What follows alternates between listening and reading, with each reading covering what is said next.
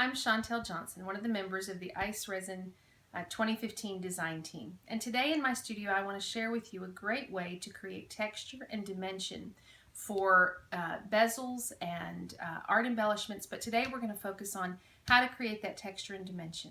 Won't you join me? Let's get started. I wanted to show you the necklaces up close with the textured paper, the dimension in each bezel. This is my triangular bezel that has a very tribal feel. The stamped image is kind of a tribal feel, and the mixing of the stencils create that freeform kind of pattern. Also with a hammered wire circle as part of the embellishment, and then the components, the leather and the wire. And then this one that I did has a different feel with the silk and sari ribbon, the tassel at the bottom. But this has one image that has been textured and dimensional, very similar to a damask pattern that you might see in tapestry, and it creates a wonderful focal point for your bezel. Now let's get started with the technique. To get our 3D or our textured look on our paper, we're going to start with our substrate. Well, we're going to start with texture paste. This is by Ranger, and it's a wonderful product that it starts out white, which means I can color it to any color I want, whether before I stencil or after, and I'll do a little bit of both. We're going to use some stencils, and you can mix the type of stencil. You can use just one stencil. There's a whole choice out there for stencils of what you would like to do. For the triangle one, I did this one a very mixed the images.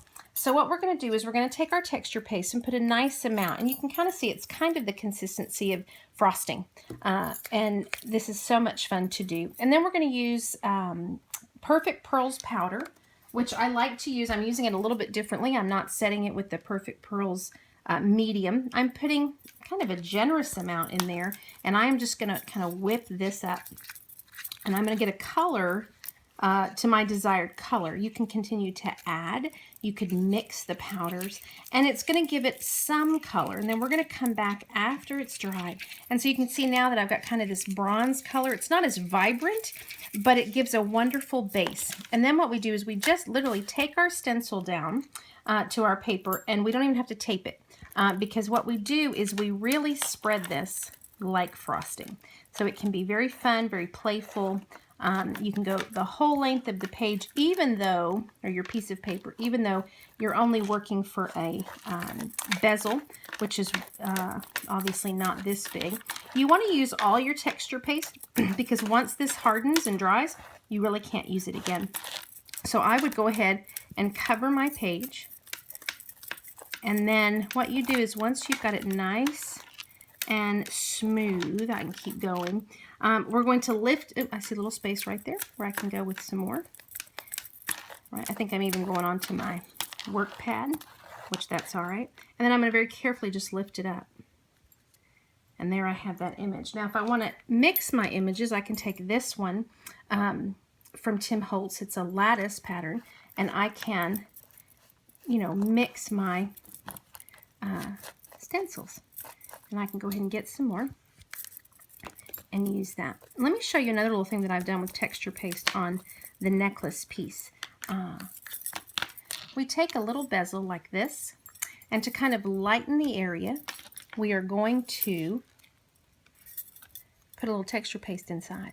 And we're just going to, almost like icing the inner edge. It's just going to give it a little color, and again, a little bit more dimension inside the bezel. And I would take this all around, and if it gets in the middle, that's okay.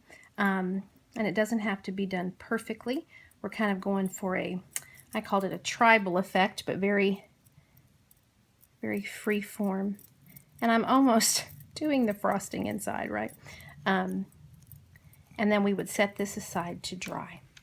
Let me show you our next step. A few tips before we go on to the next step. Once you're done with your texture paste, make sure that you go and you take your stencils and you wash them off so that this doesn't dry hard and will be on your stencil. Go ahead and just wash these off, wipe them down with a baby wipe, and then they're as good to use as ever. And you can go ahead and continue and see how I went ahead and I've added more stencil, and I can go back and even add more if I'd like.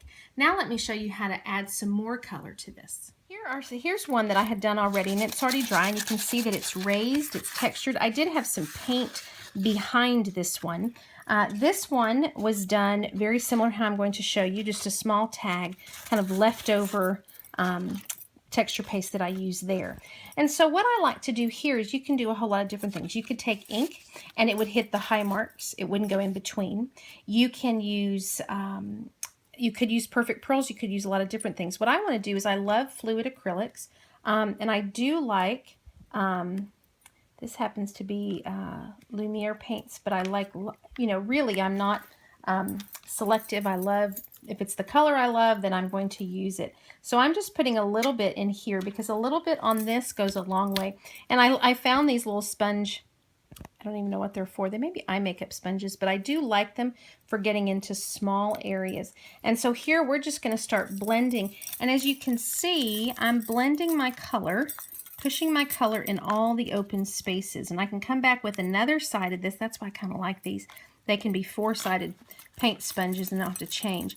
And then I'm going to add some gold here. I'm going to go back with my silver, or my copper, I mean. I can go ahead and add silver. You could add any color that you like. I went more of a metallic type feel here. And so you can see that I'm really heightening the colors, the texture by the colors. And I'm just pushing that color in. And we can just keep going with different colors till we achieve something like this, where I've used a little bit of silver.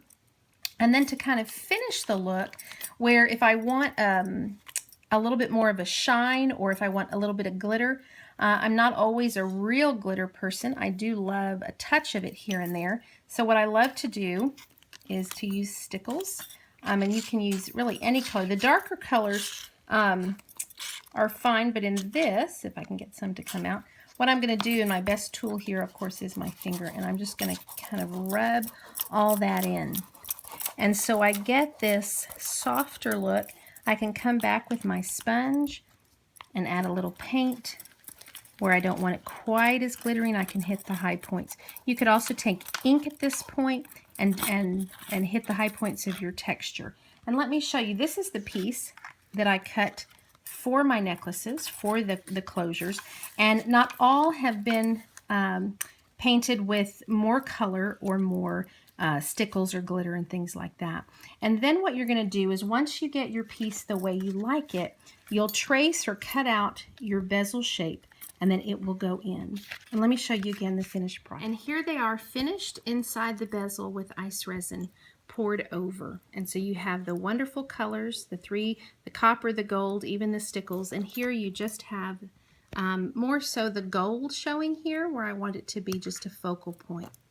Thank you for joining me today and learning more about texture and dimension in your art projects and jewelry pieces. For more details and information and ideas and inspirations, please check out my blog, chanteljohnson.blogspot.com, or the ICE Resin blog. Have a wonderful day.